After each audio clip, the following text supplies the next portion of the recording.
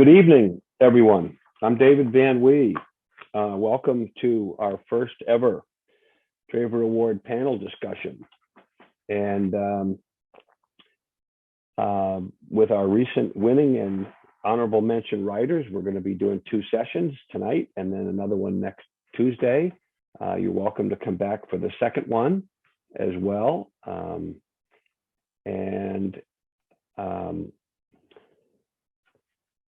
I'm a member of the John D. Volker Foundation Board of Directors. Got involved a number of years ago as a result of my Storied Waters trip, and I'm now in my 4th year of as the volunteer administrator for the Traver Award. I'm greeting you today from beautiful Lyme, New Hampshire, where it's about to snow tonight, and I hope some of you have been out fishing so far this spring. I have not. On behalf of the Volker Foundation and our partner in the award, the American Museum of Fly Fishing, I want to thank you all for joining us and for your interest in the Traver Award, whether you're a past or a future entrant, as a judge, as a supporter of the museum or the foundation, or simply as a reader of great fishing stories. I'm going to introduce our panel of writers in a moment. But I want to first recognize a couple people who are online with us tonight on our virtual podium. First is Rich Vanderveen, who is the president of the John D. Volker Foundation and the one who got me originally interested in trying to get the award running again after it was closed down with the unfortunate demise of Fly Rod and Reel magazine. We also have Kate Acor from the American Museum of Fly Fishing. She's the editor of the American Fly Fisher, Journal of the American Fly Fishing, American Museum of Fly Fishing, and so she's also helped us get the stories published in the magazine and as well as online. And if you haven't been able to find the stories to read, I assume most of you have found them. They're on the AMFF website, and some of them are also on the Volker Foundation website. I think I have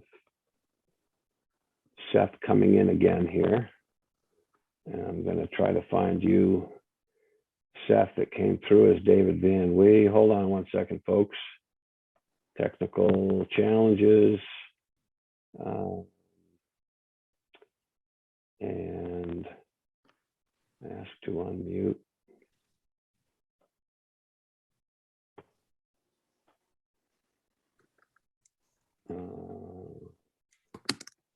Nope, that guy I just pinned David Lynch. That was not what I meant to do. Sorry, David Lynch. Can you hear me, David? Is this Seth? Yeah. You're here. Okay. I just got to find you so I can pin you in. Do we have a video of you? Yes. Again? As soon as I find you, we'll pin you in. Okay. Hi, Bob Chamberlain. Seth There is, you are. Seth, Hi, Dave. Seth is back as you again. I know. I'll change his name here. That's okay. I can do that. What should I call you, Seth? I can call you anything I want. I've been going as Dave for quite a while now. Okay. All right. We've got our panelists. Thank you. We're here. So we're very proud to have a talented panel of writers who will each talk for a few minutes about their writing, their stories, and how they managed to win over our judges. We'll give them each a few minutes to speak, and then I may ask each a question or open it right up for questions and answers from the audience. We plan for an hour for the main comments, and then we'll have another half an hour for Q&A, or just as long as people want to keep going before the night gets too late. We'd like to keep this pretty informal. I have the panelists pinned so that they should be on your screen. Please keep yourself muted until you want to ask a question. I'll keep an eye on the chat button as well. You can try raising your hand if that works. but I think I'd like to hold the questions until the end. If you want to send chats to people, to everyone, or to friends, you can use it one-on-one, or you can, as long as you use polite language, you can send messages to everyone here, and we'll try to use the chat questions in there when we get to the Q&A session. What we won't be doing tonight is giving you a formula for how to win the Traver Award. We aren't going to tell you what the judges are looking for, because that's impossible. They aren't looking for anything in particular, not a specific style, not a type of story. We've seen both fiction and nonfiction honored in recent years. By the way, we would love to see more fiction. So that is just something that we would love to have more people take a crack at fiction. What we hope to see really is, in what I think you will get the message from our speakers tonight, what we hope to see is excellent writing that involves fly fishing and speaks to the criteria that are in the award, in the award contest rules. The stories that win or make it to be finalists are well crafted and carefully edited. The judges are looking at how you create scenes, characters, dialogue, mood, voice, humor, conflict, transformation, purpose, pacing, language, something rich, something multifaceted, perhaps something unexpected, something only you can write. So there's your formula right there. If you can do all of those things, you've got a good shot at winning this award. But that's the challenge of writing. That's what makes writing so darn hard, is trying to do all those things and do them well. So I hope I know our judges are going to speak to some of those things tonight. Before we do, I just want to take a moment to talk about how we do judge. First of all the judging is anonymous. When the files come in, I give them each a random number, and I create a key, but I don't look at the key until we get to the end. And then we judge in 3 rounds.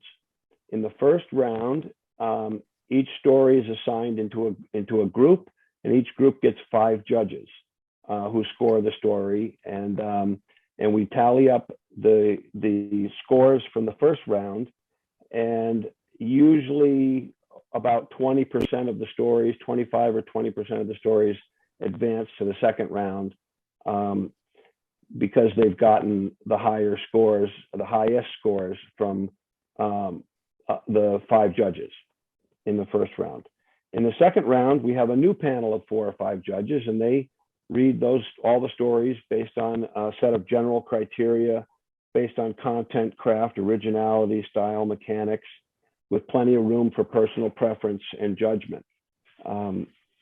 And then those stories, there's usually a break in the scoring, and we try to get 8 to 12 stories to move on as finalists to our final set of judges. And we have 4 final judges, and they use their own criteria, and the only rules there is that they reach consensus on a winner. So in order to make it through, the stories need to impress 14 different people, really, to get all the way through. 5 in the first round, 5 in the second, and 4 in the final round.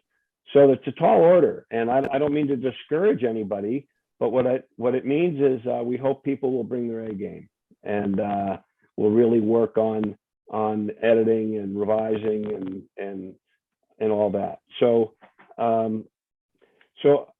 I think we're ready to go to our panelists and get them started. And let me just quickly introduce the folks you see on your screen. I'm starting at my upper left. Richard Chiappone is a 2-time winner of the Traver Award with Opening Day in 2002 and Requiem for a Riverbend in 2013. His story about a dead pig and an ultra-competitive couple bone fishing called the Honeymooners, which I assume is fiction, was honorable mention in 2019. His outdoor writing has been published many times in Gray Sporting Journal, Fly Fisherman, American Angler, Fly Rod and Reel, and other outdoor journals. His literary stories have appeared in Playboy, The Sun, Missouri Review, and other places. His first novel, The Hunger of Crows, an Alaskan thriller, is available in print form on Kindle and audio form. Richard lives in Homer, Alaska, and teaches writing in the MFA program at the University of Alaska, Anchorage. Jody Martin won the Traver Award last year with Simon's Daughter, an unforgettable story about a 12-year-old girl with multiple disabilities who connects mysteriously with wild brook trout. He lives in Thousand Oaks, California. Jody is a marine biologist who works for the Natural History Museum of Los Angeles County. Although he writes extensively as part of his job, it's only in the last few years he's been writing about fly fishing. He's the author of The Spirituality of Fly Fishing and has written for a variety of fly fishing magazines. Paul Kennebeck won the honorable mention last year with Lower Squall, a story about generations and about the practice of catch and release. Paul lives in Denver, Colorado with his wife, Phyllis. He's a retired attorney. Over the years, he's published numerous short stories, was a recipient of a National Endowment of the Arts Award, and recently published the novel, A Spy in Quarantine. He's at work on a novel and a few short stories. Seth Norman was the 1998 Traver Award winner with Edith's Rule, a beautiful story about an aging fisherman, his late wife, Edith, a 5-weight fly rod, and a young girl, and the notion that sometimes something naturally belongs to a certain person. Edith's Rule was Seth Norman's 4th entry in the Traver Award, following honorable mentions for Throwing Dace, Hobart's Gate, and Of Grace and a Caddis Case. In 1997, Fly Rod and Reel offered Seth the books column that Seth would occupy until that magazine expired. Seth was also involved in the judging process for the Traver Award when it was hosted by Fly Rod and Reel magazine for many years. So he's kind of our resident archivist, I guess, in a lot of things related to the award. And I also first met Seth when he reviewed my first book, The Confluence. He also wrote Master of Meander column for California Fly Fisher. He's received the Roderick Haig Brown Award from FFI, and he was nominated for a Pulitzer Prize for investigative journalism for his expose on police corruption in Oakland, California. He lives outside Bellingham, Washington, with his wife and an Australian Shepherd. And Jimmy Watts, last but not least, 2019 winner for A Wet World That Burns, a heartbreaking true story of the 1999 Whatcom Creek explosion that connects the author's life of fire and water as a professional fireman and bamboo rod builder with Liam Wood, an 18-year-old angler who was killed while fly fishing in the creek. For the past 20 years, Jimmy has been a firefighter in downtown Seattle, Washington. He's also the craftsman and proprietor behind Shook Sand Rod Company, handmade split cane bamboo rods. He lives with his family in the wooded outskirts of Bellingham, Washington, not far from Richard, I presume. He continues to write and publish. Forthcoming in next issue of Fly Fishing Journal, he's got a lengthy and intimate feature on the writer David James Duncan and his soon-to-be-released epic novel, Sun House. So those are our panelists. And I'm going to start with Richard. And I have a general question for each of the panelists, which is simple. What can you tell us about your Traver Award story or stories and how your story came together? Thank you, David. Go ahead, pleased. Richard. Thanks a lot. I'm pleased to be here, and it's an honor to be among the other panelists. I just reread most of the stories today. I couldn't find Seth's stories, but I found the other 3 stories, and I'm once again impressed with the writing level, and that's a little intimidating, actually. So I've had three stories that have been gotten some attention, two awards and one honorable mention, and they're about as different as they could possibly be. The first story, called Opening Days, was in 20 years ago, 2002. I can hardly believe it. It was a story about a guy whose fishing buddy is going through a divorce, and that's all the fishing buddy can talk about is a divorce. And the second one, winning piece, was a nonfiction, an essay called Requiem for a River Bandit. It's about my favorite Steelhead River. I built a house here in Alaska on a steelhead overlooking the Steelhead River, and I lost a beautiful bend in the river one year when the river just moved elsewhere. It oxbowed across and cut across and left this big bend that had three beautiful steelhead runs, high and dry. It's a forest today. And then the third story, as you mentioned, begins with a dead pig that the main character of the story shoots in his yard on the Aitutaki Atoll in the Cook Islands. So, I mean, they are about as unrelated as I can imagine. I don't know. I don't go into a story thinking, oh, I'm going to write a fishing story. There's a situation, something that I think is interesting for a story. There's always some kind of conflict, and my fictions, I'm mostly interested in fiction. The conflict in the first story, of course, is between the two fellas, because one just wants to fish. He's been working all winter in the North Slope of Alaska, up above the Arctic Circle in the dark and cold. And now it's summer. The opening day of trout season is for us here is June 10th. And he just wants to fish, but his buddy is destroyed because his wife left him for another man. And the narrator has to find some empathy for his friend. And that's really what the story is about. They just happen to be fishing. A lot of my characters happen to be fishing because I've spent most of my life fishing every chance I've had. So I could say to other people who would like to enter the contest, when I look at the stories today, Paul's story about catch and release called Lower Squall, Jody's story, Simon's Daughter, and Jimmy Watt's story about the horrible death on a river that caught on fire. If there's any common thread to all those, aside from wonderful, wonderful writing, and again, I'm sorry, Seth, I just couldn't find your copy of yours, that there's this, I find a theme of empathy in all those stories. See, in the case of, obviously, in Simon's Daughter, the narrator has a lot of empathy for the girl who has all those medical problems. And you can tell that in all of them that the writer has empathy for their own characters. The best single piece of advice I ever got was from the editor at Playboy, Alice Turner, who said, try liking all your characters a little more. And I found that never let me down.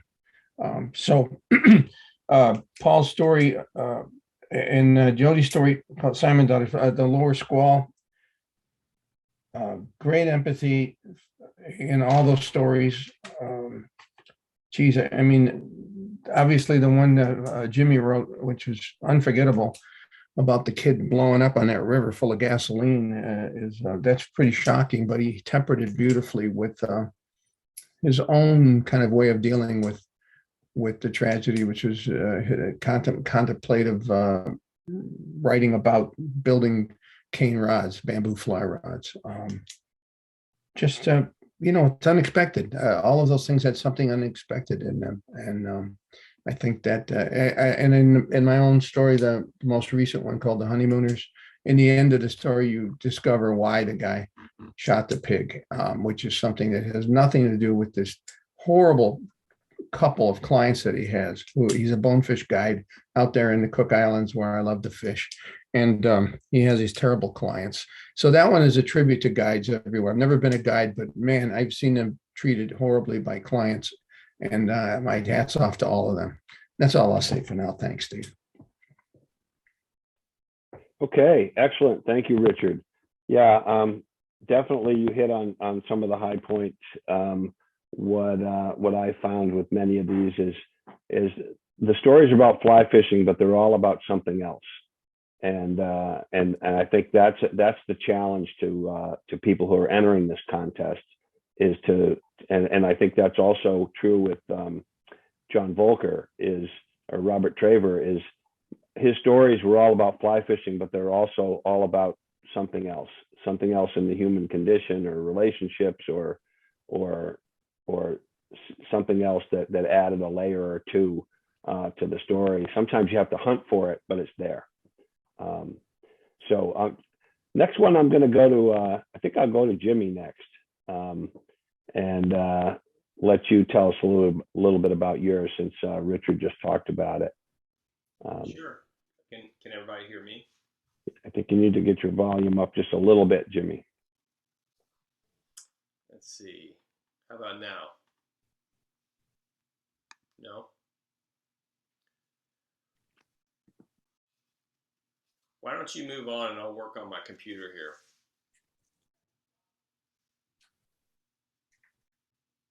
I'm muted. Seth, would you like to I'm muted.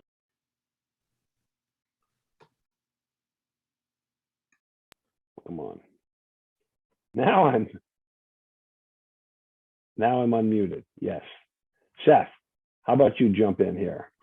And you are muted, by the way, so you need to unmute.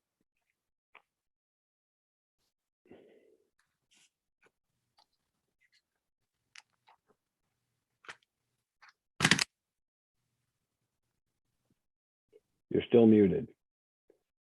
Seth's operating off of phone technology, so the mute unmute function is, there we go. You're unmuted now. Okay. Speak or hold your peace. Right. It doesn't sound like people had access to the Edith's Rule or the other stories, but one of the things that I wanted to emphasize by indicating that there were 3 bridesmaids before the award was, I think I might have won it because they were just exhausted with me entering every year, and it was just persistence. But also, there has always been this tension between, especially in the beginning when it was all fiction, when depending on the interpretation by the Volker Committee, and fiction can get pretty tricky to do without going someplace new. I mean, you're not relating how to catch steelhead someplace. You're actually talking about the guy doing it.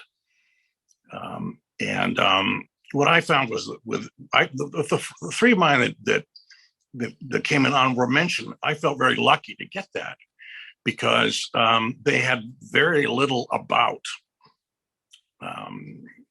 fly fishing in a way. They were about the people. They were about people who fly fished and who got themselves in these extraordinary situations. And I think that's where we have sometimes it's difficult to clarify, because, as was already indicated, David indicated, some of these things are essays. None of them have been articles, although we almost feared that way once. My intent in short stories is to, I begin with a moment and write the story to bring the reader to that moment as best I can. There was something I read in yesterday, looking at some of the other stories from Michael Thomas. As a physician, I know that the human mind makes pattern and purpose from coincidence. And I almost feel that in the kind of fiction I write, you bring together pattern and what looks like coincidence, and create a story with ethos that engages your reader. And I think that's what almost all of these stories have done. Sometimes you can go, I think the Jimmy Watts story wraps things up in a whole bunch of ways. I actually almost recused myself from that because I had written a piece about seeing the fire and the damages. But that's sort of an overwhelming kind of piece. But Jody's story about this moment between, a badly handicapped girl, a girl with sort of minimum of the bare senses, is made to feel something special because her mentor made a promise. That's great stuff. I think that's all I've got. Except I'm sorry, one more thing. Yep. Is that I'm not sure how long I've been on the committee now. I think I started in 97 or 98. But it's been such a pleasure. And I mentioned that elsewhere. It's been such a pleasure because the discussions are literate and funny and passionate and civilized. It's really a great place to be that afternoon. It's surprising. We've had stories come in at the very bottom for half the committee and end up at the top. Yeah, with help of discussion, sometimes stories take on a whole new angle for some of the readers, and there's no easy way to do the judging, but it is a pleasure. And our judges, we have quite a few judges who do this. I think we have at least 30 or so people judging, and everyone loves doing it. So. One real quick follow-up for you, Seth. In Edith's Rule, it's a story where there's a narrator. Edith is his late wife. He's going fishing. He's a bit of a curmudgeon. He wants to go fish by himself. He's got his wife's fly rod that she bought using what's called Edith's Rule, and the Edith's Rule is the notion that sometimes something truly belongs to somebody and they must have it. And, I'm going to give the story away a little bit, in that he finally makes a decision at the end that this fly rod needs to go somewhere. When you came up with that idea, did you start with Edith? Did you start with the fly rod? Did everything come together? You, the girl, just tell us a little bit about how that story came together. That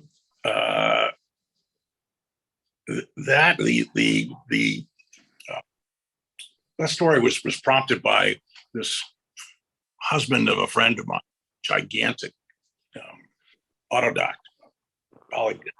who she brings in, and it's in the story. She brings in a pointillist picture of a bass, and she said, "Hal wants you to have this." I said, "Why?" He said, "Well, Hal just feels like something's come to you, but they're intended to pass to someone else who will appreciate them." And I was just stunned by that, and have found it since then. I mean, some things you just get that really, you like them well enough, but they were really meant to go through you. And I mean that in a sort of supernatural way. It's just bingo. There's somebody who would like this in a way that I can't touch. Yeah. And so taking Hal's grace, I brought that into a story with a narrator who was in part modeled after my father, who had returned from World War II after 50 minutes to go to college with all these kids who were just kids to him. And that's how he met his wife, and she's the one who teaches the rule. So it's fit in several different ways. So you pulled pieces from different parts of your life and put them all into one story. Yeah. And it's cool. Looking at these, for this seminar, Hobart's Gate is about a murder in fly fishing.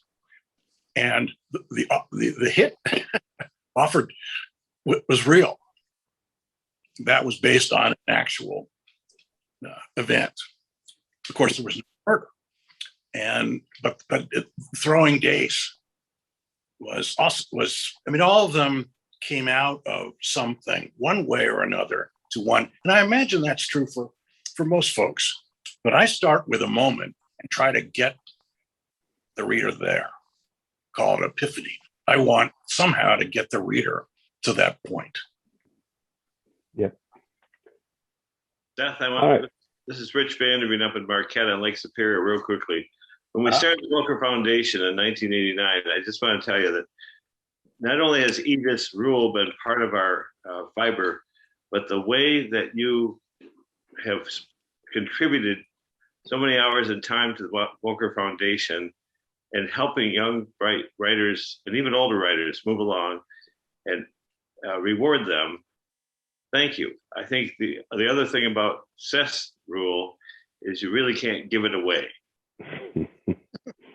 So thank you. I want to thank you for,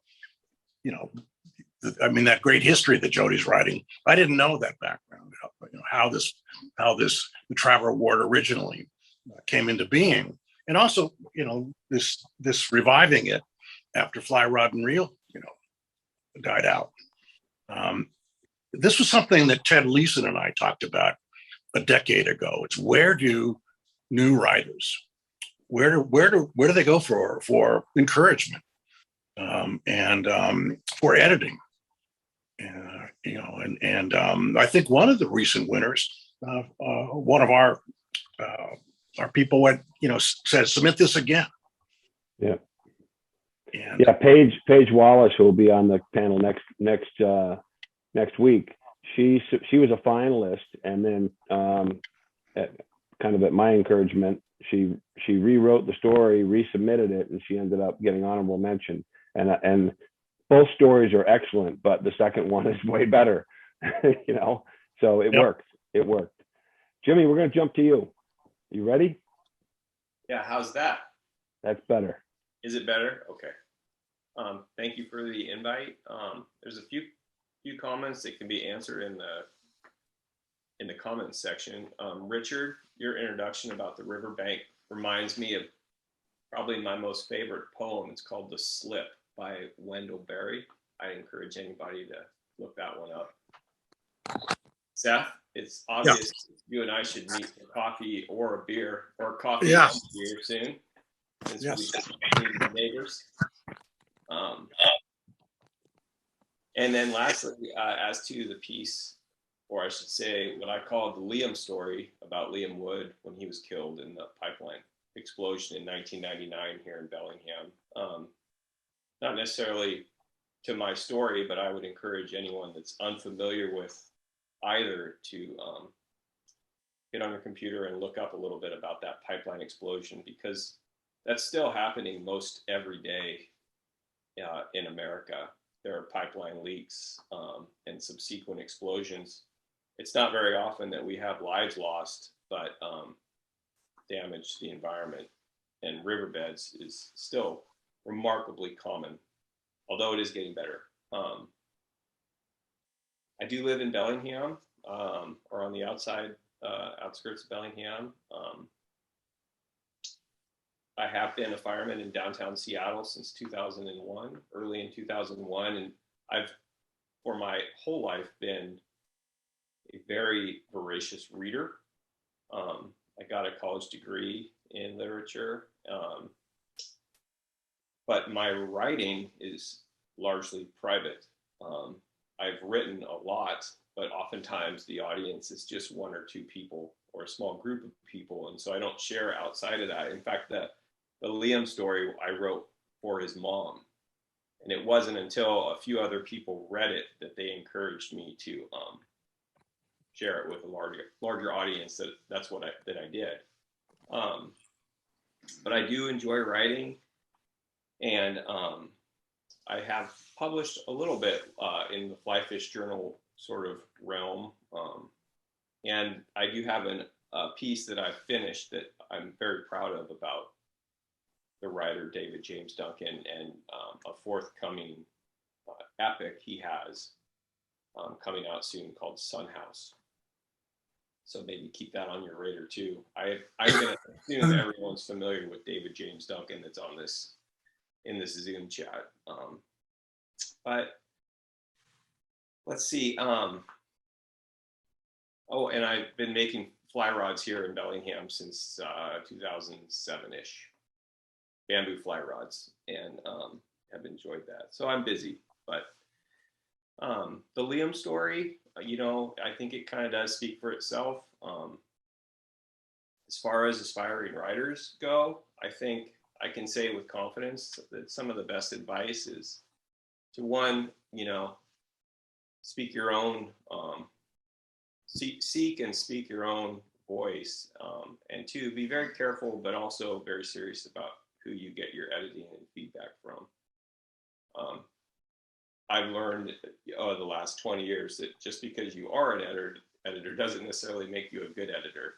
And that doesn't necessarily make you a bad editor either. It just simply means that the two of you perhaps are just on a different wavelength, and it doesn't mean either of you are wrong. But in the case of the Liam story, it was originally rejected by a leading magazine, which was pretty hard for me to take.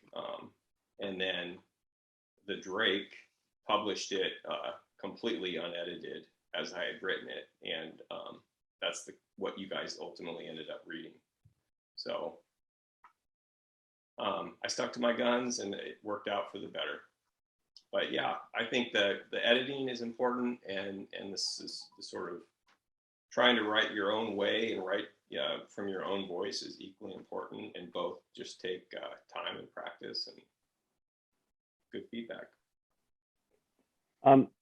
Couple comments, Jimmy. Well, first of all, when in 2019, when we first reinstated the award, we allowed previously published entries, because we had no idea whether we knew how to get the word out and whether we would get enough quality entries. And we were fortunate that we had, I think that year we had 165 entries, and you know, that was, and yours had been previously published. Since then, we have decided not to allow previously published stories.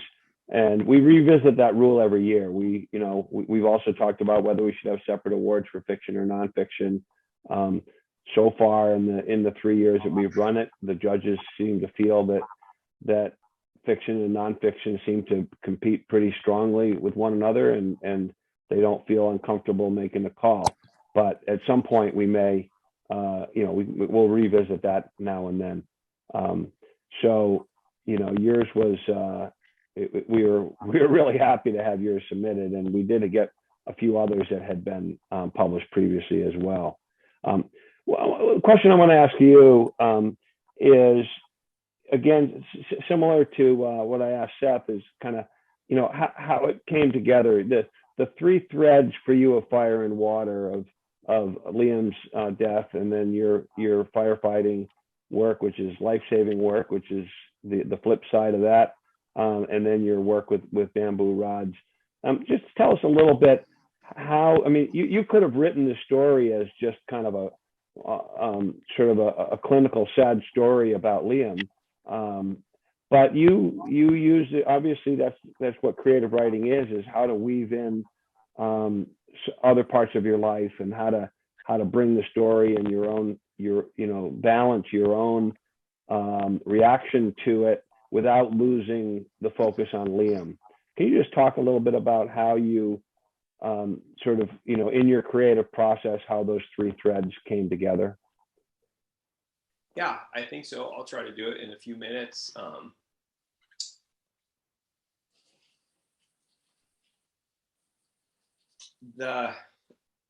What became the story once, or sort of once and or a wet world that burns, originally a local photographer came to my bamboo fly rod shop and took some photographs for a project of his own about rod making.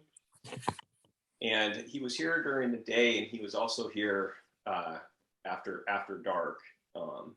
And one of the photographs he had sent me was a beautiful black and white close up of my hand turning the cork grip on a rod.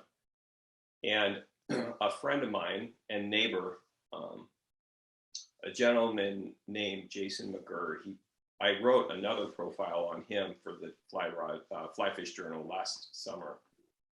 He's the drummer in Death Cab for Cutie, which is a popular band in the Northwest, around the world even, but The Bellingham Band. Bellingham Band. I wrote a poem to him for his birthday on 8x10 of that black and white photograph. And much of that poem turned into what was essentially, after he had read it, he worked at the same fly shop as Liam Wood did here in Bellingham. He's a few years older, so their tenure at the fly shop did not overlap. But he worked at the fly shop here in Bellingham, Seth would know, called H&H, for about 6 years. And he and I are close fishing buddies, and still to this day are, and neighbors now. But I wrote him a poem, and it was a good poem, and it was about Whatcom Creek. And that essentially turned into what was the last paragraph of the story I submitted to you. And after speaking with a couple other friends, and looking and playing with the themes of light and dark, and friendships, and H&H and Whatcom Creek, the story once essentially wrote itself pretty quickly and pretty easily. The topics of fire and firefighting and bamboo fly rod making and Whatcom Creek are really easy for me to. They're more difficult for me to talk about, but they're very easy for me to write about. And the way those three themes sort of came together, to me, were really no different than three tributaries out of the same mountain range, just making their way, braiding together as they came down the into the lowlands. It just sort of happened, I think, fairly naturally.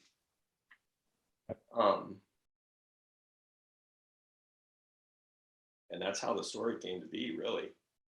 And as I was writing, like I said, I was writing it for Liam's mom. Yeah. Well, and the poem that you wrote for your friend, when I reread the story today, part of what I said is there's a lot of poetry in this writing, and now you just explained why it's there, because it's kind of where you started, which explains a lot. So congratulations on that. I think that's part of the beauty of it is how you sort of melded poetry and prose in your emotion. I read and write more poetry than I do fiction and prose, and I'm a big fan of poetry, like the Wendell Berry poem "The Slip" I mentioned at the beginning. I'm a big reader of poets, and some of my closest friends are poets. So while that might have been unintentional, that would explain probably why you read that in the piece. It's there for sure. And I will say one last thing, and I'll pass it back to you. But to Richard's comments about empathy, it's probably the single, that's the greatest probably spiritual truth that I know how to speak, which is that there's a deep belief in our connectedness to each other and everything. And I think that theme is playing out what's always been playing out. But that's the one theme I do try to put into all of my writing, is a sense of connectedness. Great. All right, we're going to jump over to Paul, and then we're going to have Jody Bett clean up for us here, and then we'll go to questions. So Paul, you wrote Lower Squall. It's a really intriguing dialogue between an older gentleman and a younger boy, William. The older gentleman doesn't have a name, apparently. Right. But William does. and it's about, there's a lot of fishing happening for sure throughout the whole story, but it's not really totally about the fishing. What else can you tell us?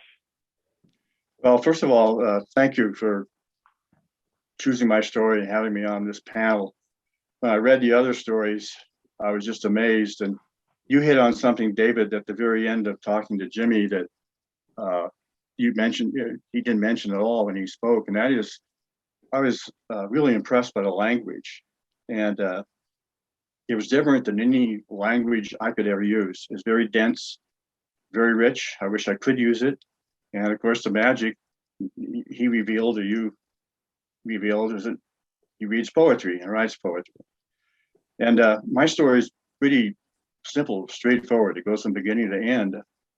And but I was amazed by Richard's story, and then also Jimmy's story, is a structure that they had to do to put it together. I've become very aware of that in my own stories. When I find something not working, I realize I have to take out something, I have to move a scene around. And the way that Richard structured his story, with opening with about the pig and the lettuce, then telling the story about the fisherman, and then ending with the pig again, it's great. And the way that Jimmy, God bless him, don't know how he did it, combined making the bamboo rod with the story about the river catching fire, I found amazing.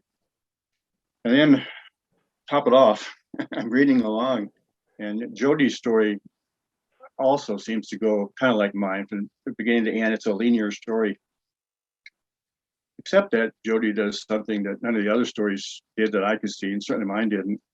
And he just has this, I don't know if spiritual is too big a word, but this is transcendent ending, where this disabled girl has this connection with this fish.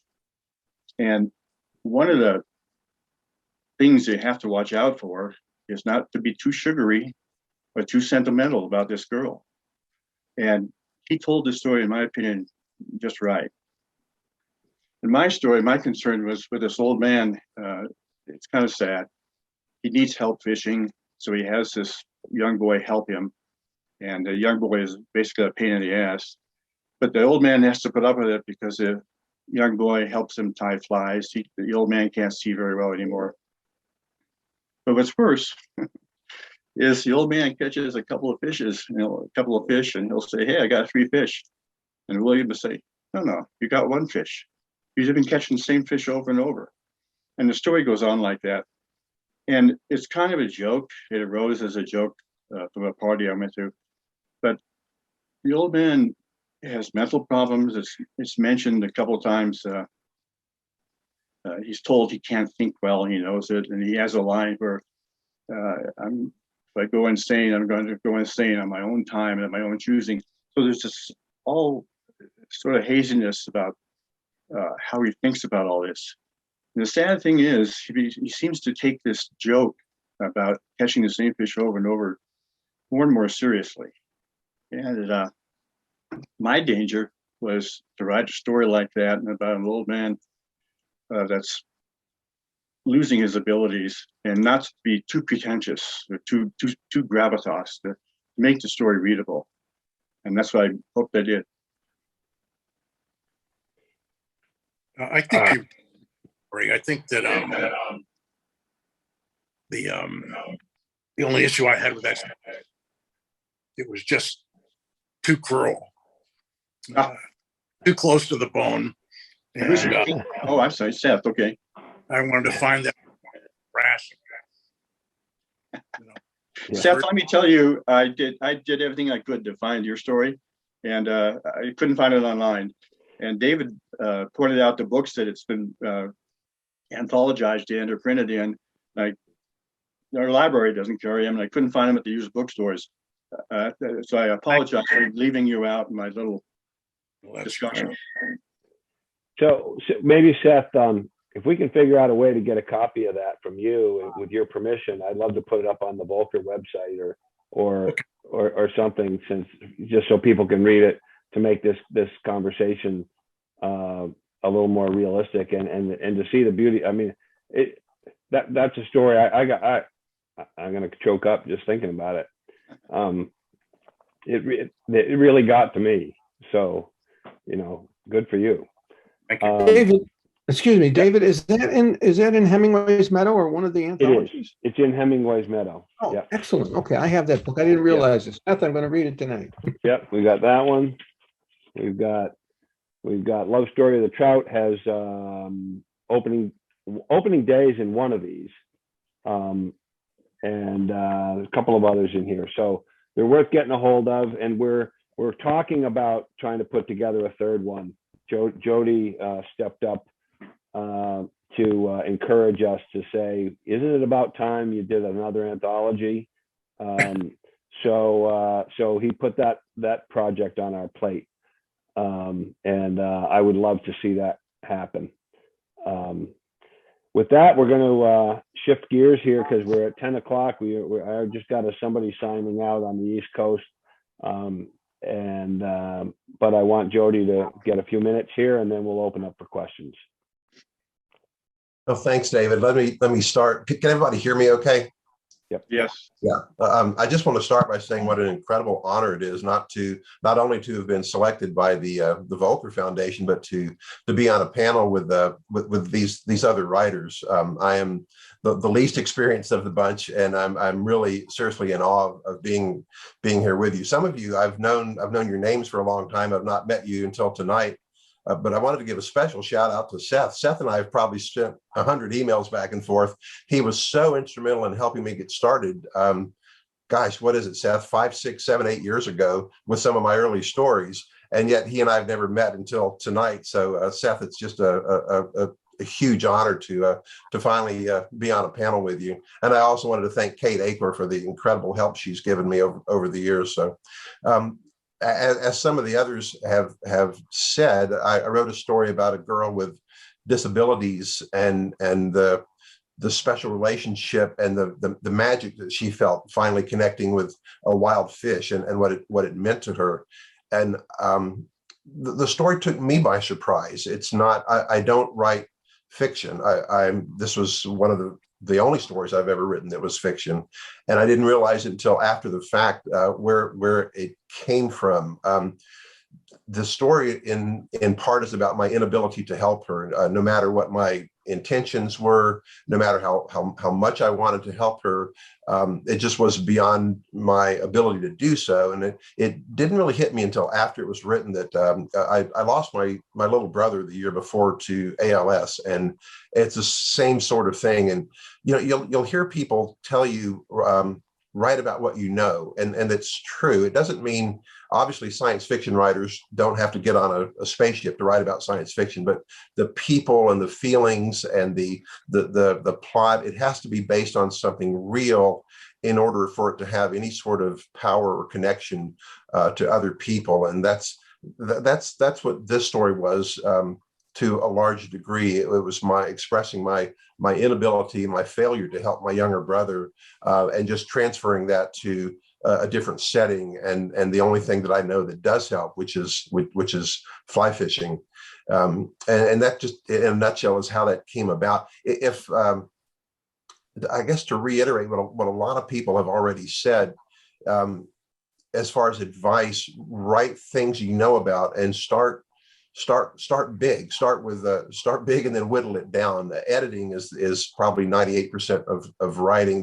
It's true that you can have a creative spark, you can have an idea that sort of comes out of nowhere, but the bulk of writing is not that creative spark. It's hard work. You take something and work on it and chew on it and edit it and go over and over and over again until it takes shape into something that you like. And that's other than saying again what an honor it is to be in the presence of Richard and Seth and Jimmy and Paul. It's great to be here, and thank you all so much. But I think I'll stop now and turn it over to the people who have joined us for a question and answers. Yeah, wonderful. Thank you, Jody. And what I can tell you, again, from what the judges are looking for is having experienced this now. We're on our 4th year of this, but having done this with you folks for for a few years. Usually to me, the sign that a story is going to be right at the top is when many of us get to the end and we just go, wow. And I can say, without question, all of your stories, when I got to the end, I said out loud, wow, because of the language, because of the scene, because of the emotion that it brought, because of the deft way that something got woven back in again that was hinted at earlier in the story, and all of a sudden it reappears in the story and it's meaningful, and you're like, how did I not see that coming? All of those things are part of the craft. And the one thing that I've learned in my writing experience is reading for craft. And a lot of times when you read, and Jimmy spoke to this as well, you got to be a reader. You've got to read stories, and you have to study them as you go. Sometimes you just read because you want to know what happens in the plot, but other times you want to go back and say, wow, how did he do that paragraph? Or where was the foreshadowing of this? And you go back and you look for it, and you start, or you figure out sentence structure or rhythm. One of my favorite writing instructors says, clarity is king, rhythm is duke. You've got to have rhythm. And I like to use songs as my inspiration a lot of the time, because I like the way lyrics work in terms of storytelling and rhythm. So let's open it up.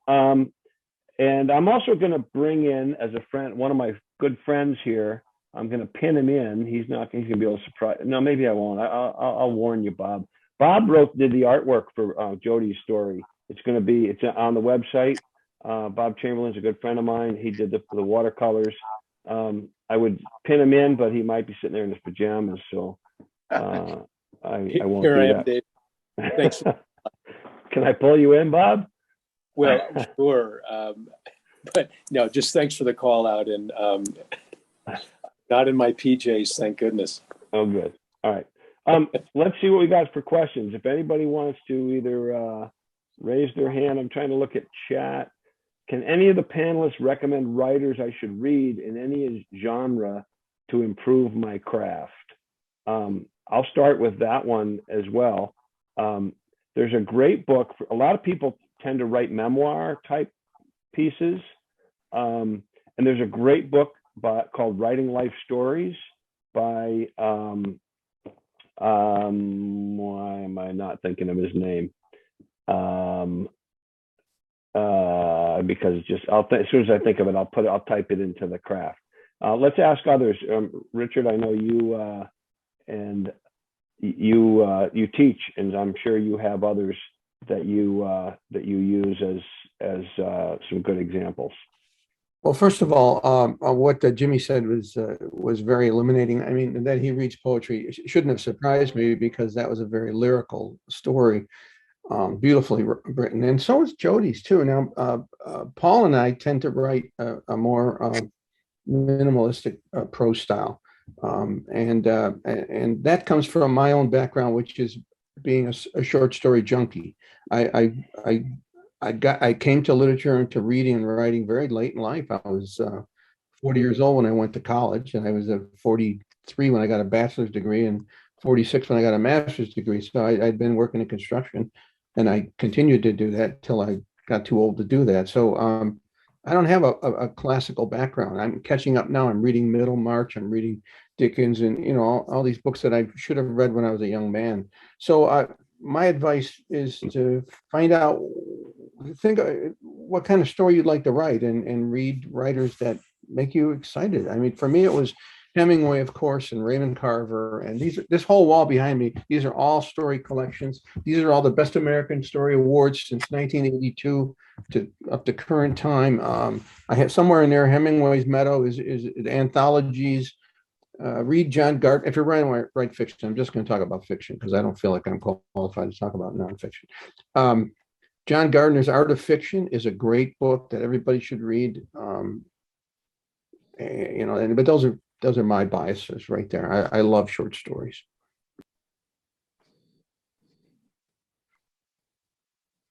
Anybody else from the team here want to offer one of their favorite Yeah, inspirations? I mean, I got a million, but go for it, Jimmy. I have a few favorites, but I also believe, which I would like to reiterate what's already been said here, is read, and reread all the good stuff. And I even show up to the dentist office early so I can read the magazines that I never otherwise subscribe to or read. I'll read through People magazine front to cover. And I listen to a lot of music, and a lot of my friends are writers. A lot of my friends are musicians, and what shouldn't surprise me, but always surprised me about some of those really great writers and musicians is how much they read and how much music they listen to blows me away. Just when I thought that there was no such thing as more than 24 hours in a day, some of these writers and musicians, they squeeze more music and books into a 24-hour day than I could ever dream of. But I love probably one of my all-time favorite writers, because of the breadth of his work, would be Jim Harrison, the late Jim Harrison, and obviously David James Duncan as well, who I just finished writing about. Those are my 2 cents. I'd like to add, this is Seth, I'd like to add a friend of Jim Harrison's for people to look at, and that would be Steve Bodio. And most people know him as a gun writer, but he's written some beautiful works on falconry and pigeons, flying pigeons. They're really classics in their field. Everybody knows him for Good Guns. Quarencia was the story of his wife dying, and he can write rings around most people. But I think there's craft, and then there's some kind of style. So I'm constantly still pushing elements of style, because that's just the basics of craft. And once you've got those, then you can start building. I went to the Southern writers for that, for Carson McCullers and Ambrose Bierce and also George Bernard Shaw, enough. But you can find it anywhere. Right. Love it. Yeah. And let it influence you for a story. Write it from 2 different directions if you want. In terms of just, again, these are more instructional as opposed to reading great writing, but Francine Prose is an instructor, a writing instructor, and she has a book called Reading Like a Writer. And it goes through and it talks about how to write a sentence, how to write a paragraph, how to create a character, so there are some really great ones out there. I found that when I was actually in a bed and breakfast that had a big bookcase, and that was on the bookcase. And I pulled it off and I'm flipping through it, and I asked the woman if I could borrow it, and she just gave it to me. And it was one of the best presents I ever got. It was Edith's Rule, probably.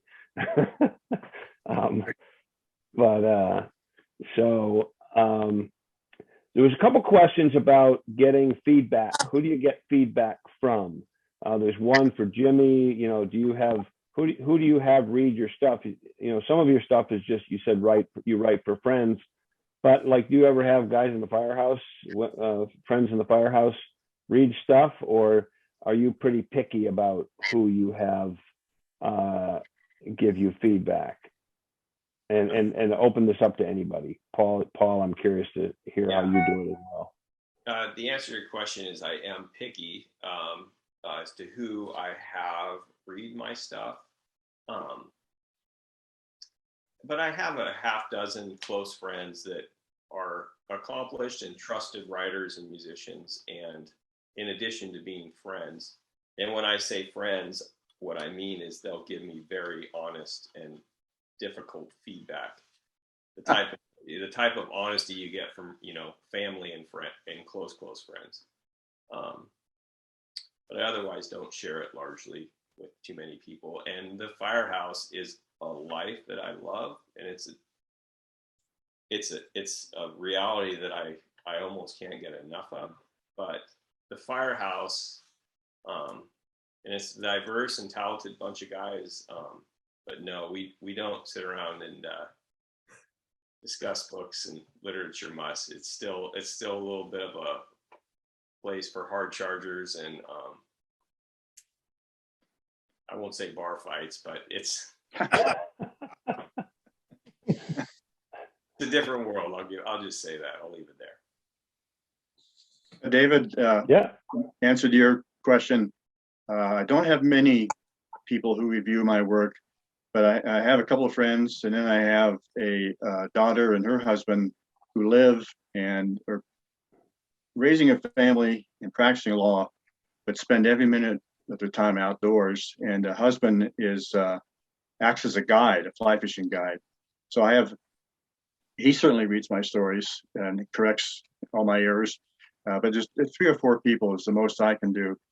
I've had, I know Richard teaches MFA, and now and then I've had a chance to have somebody who's part of a writer's group or a workshop read my work.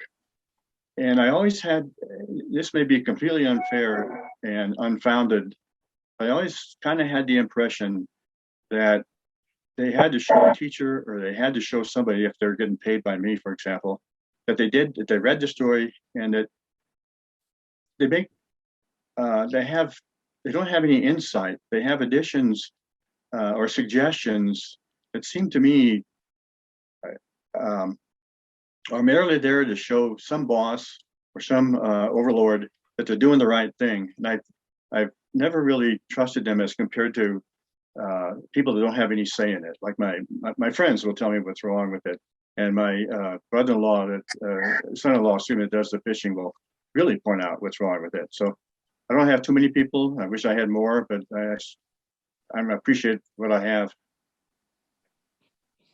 Paul, you brought up some interesting stuff there. Having taught in the university system for about 25 years, and I also served as an editor at the Alaska Quarterly Review literary magazine for 13 years during that time. I might have sent you some stories. I'm sorry? If you were the editor, I might have sent you some stories. Well, I haven't done this since 2002. That was a long time ago, 80s and 90s. So I have spent a lot of time in that world of editing and teaching and studying fiction, writing and nonfiction to some extent, and being a thesis advisor to numerous students over the years.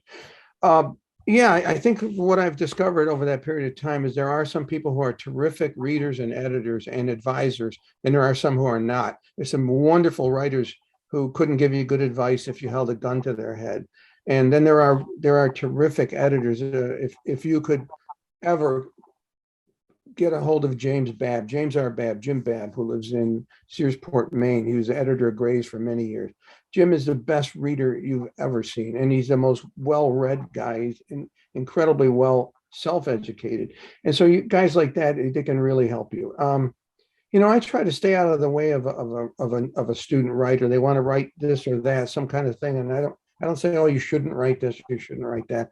But all I can tell them is, and again, somebody said clarity and rhythm. That's what I usually talk to my students about. I'll say, this isn't clear. Who's talking here? Well, who is this character? When did this character come into the story? Have you set the scene? And there are just craft issues that improves everyone's writing. You may be a perfectly natural writer because your story was just crystal clear. I mean, it was not a bit of confusion in it, and that'll kill you faster than anything. There was much editing and rewriting. If it was crystal clear, that's because of the many revisions which it needed. And endless revisions. Yeah, I mean, there's, from a clarity standpoint, there's a lot of technique issues like what I call time signature. Are you in the future? Are you in the past? How did you get from point A to point B? Is that clear? Are you using the right tenses for the right time of the story? There's a lot of those things that seem mechanical, but a lot of them are really also conceptual. And a reader will help you with that, because they may say, I can't follow what you're doing here. So. Can I offer a follow-up suggestion to you on that? Yeah. I'm just a guy who sent something in a year ago and is trying again. You guys are sitting on a gold mine that most of us don't have access to, which is high quality feedback. And so I was wondering, one idea I had is maybe you could add a new prize. And the prize is maybe 10 people who had promising pieces that you kind of liked but weren't ready, get a half a page of comments from you guys. I mean, that would really help a lot of people and help prime the pump for people coming up and kind of get the next wave of folks after you going. Make sense? We'll talk about that. That's not a bad idea.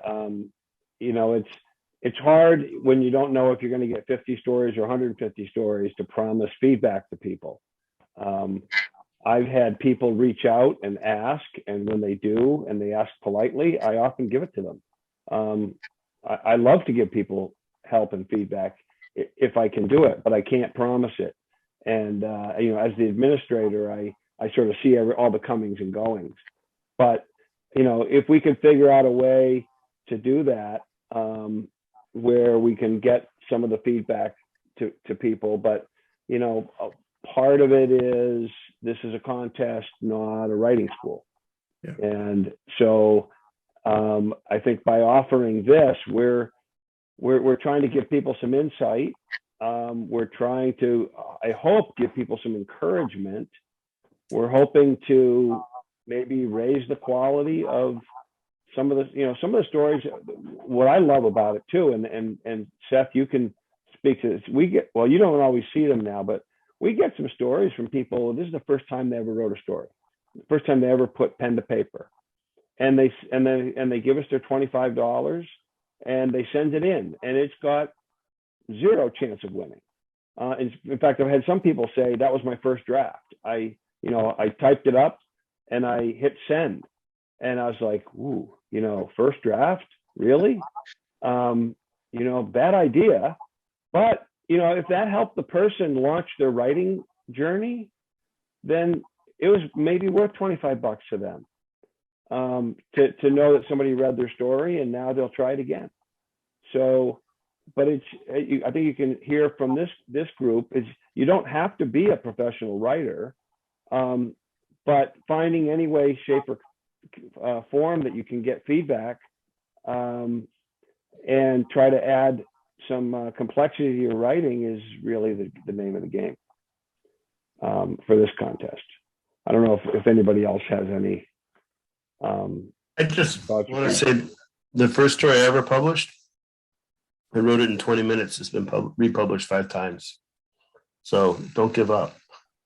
Right.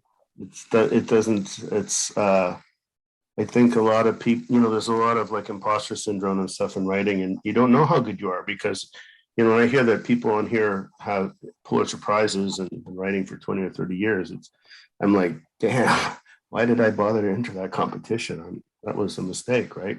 But people like Steve Duda from the Writers Journal read my blog and then just started publishing me. So I think you can get lucky if you're good, maybe. But like, I don't, just a person coming from the bottom up, right? A lot of people here are from the top down, right? But if there's a person from the bottom up, don't lose faith in yourself. Just be true to your story, I think if believe that you can write and find people who can make your existing product better rather than thinking that you don't have a product. Does that make any sense to anybody at all? Yeah, it does. Let me amplify that with a story. Back in the 1980s sometime, I submitted a humor piece to Field and Stream and received it back with a form rejection, shortly thereafter. And luckily, we moved to another apartment just after that, or a month or two after that, actually. And as I'm handling this envelope, it feels heavy to me. So I slip it out, and I realize there are 2 copies of my manuscript. And in between them is a page of comments from, I can't remember who the editor was from David Petzel and another editor. And Petzel wrote humor, and it all works except the last line. Publisher said, "You're right, except the last line." And they just sent it back. And I was, sat down immediately, scratched out 5 new lines, and then finally said, actually, it ends above there. And I get a call during a staff meeting. And they're, Field and Stream, we need to speak with Seth Norman. What's your social security number? We're sending you a check. Later on, I talked to this, one of the secretaries there or whatever else. She said, I have to tell you something. That wasn't supposed to happen. You weren't supposed to get that note. I said, what do you mean? She said, we had a summer intern who returned all of our internal memos. You're each writer all over the place. And yours was the case in which it was a bonanza. And she said, now that we know you, we know that we can work with you. I mean, you just came back like that. But who'd have known? Who'd have known? And that's why, a certain amount of this is persistence. But persistence with a little perspective that you might not have, and you might get from half a page. One of the best pieces of editorial advice I had was the first piece I ever sold to Arizona Magazine, and they wrote in a ridiculous last line, and so I typed up up a rejection, and this editor writes, he said, first of all, much of your letter, that you wrote on Erases is on the cuff of my right sleeve. Also, keep this in mind: the only people who can object to editing are other editors. And to my mind, every bit of comment you get is interesting to look at the very least. And Jimmy's right; you can get bent and beaten by the wrong people, but even people don't like you or this kind of work can offer you perspectives. And I don't mean that to sound kumbaya, but you just don't know where it'll come from. It'll turn things around, but it's hard to get any of that input. It would be nice, but the other side of that is we give you input. You write a great story. And where the hell are you going to send it beside the Traver Awards? Great. A couple of other places, Fly Fishing Journal, that I don't know. But it's, you want to keep that in mind whenever you start. Where's it going to go? Yeah. I mean, it's, I wish we could give people more feedback. I really do. And it's not really, if we can figure out a way to do it more effectively, then we will try to do that. Maybe there's people on this call who can help each other. Fellow writers are often people at least who struggled with the same issues you struggled with, or can help you say this character is not quite believable, or I don't quite see where this scene is going, or this is too simplistic of a story arc. So there's a lot that others can help you with. Yeah. So David can help you in another piece. Somebody said it's craft. And if it's craft advice, it works. It helps. I think when we talk about editing, and again, for people who there's a lot of really people on here, right? Who, when they talk about editing, they understand the context from the sentence. For people who aren't, there's dev editing and there's line editing and copy editing, right? And so what David, up to this point, people have been talking about line editing. Oh, how to make, make your prose sing. But David just mentioned dev editing, how to make your story work. Right. Kind of have to have a whole team of people that understand those different layers of the story. Yeah. Yeah. Any other, I'm trying to see, we're losing some folks. Somebody's going turkey hunting. Got to get up early. Any other questions for the panelists here? I recognize some names on here. I know there are some past entrants here, and I hope you folks will consider entering again this year, even if it's a story that you've reworked. Sometimes you can change the voice, you can change the perspective, change the narrator. There's lots of ways you can take a story that didn't work before, but maybe just reinvent it. And would love to see more of those. Anybody else? John, I see John Agricola. He keeps lighting up here. I keep thinking he wants to say something. No,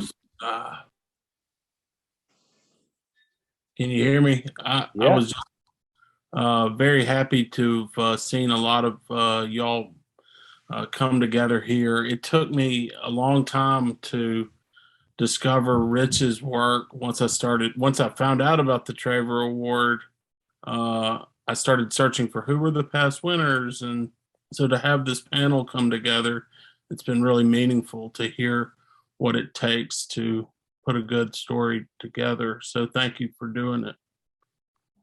You're welcome. And I know yours is one of the names I recognize from some previous entries. So, all right. Well, we're at the 10:30 mark here. I think Zoom may kick us off anyway. So I hope some of you will join us again for next week. We'll have some more of the recent winners and honorable mentions speaking next week. We're going to have, believe Michael Doherty, and we'll have Paige Wallace. We'll have Alex Benoit, who won 2 years ago with Blue Lines. So I think we'll have a good panel again next week. So if you want to join us again, just go back to the AMFF website, and you have to register for next week, and we'll see you there. Thank you, David. Thank you to each of you on the panel. Thanks, everybody. Great. It's nice. Thank you, David. Thank you, panelists. Thanks, everybody. Thank Thanks you. a lot. Thanks Thanks a a lot, lot, David. Thank you.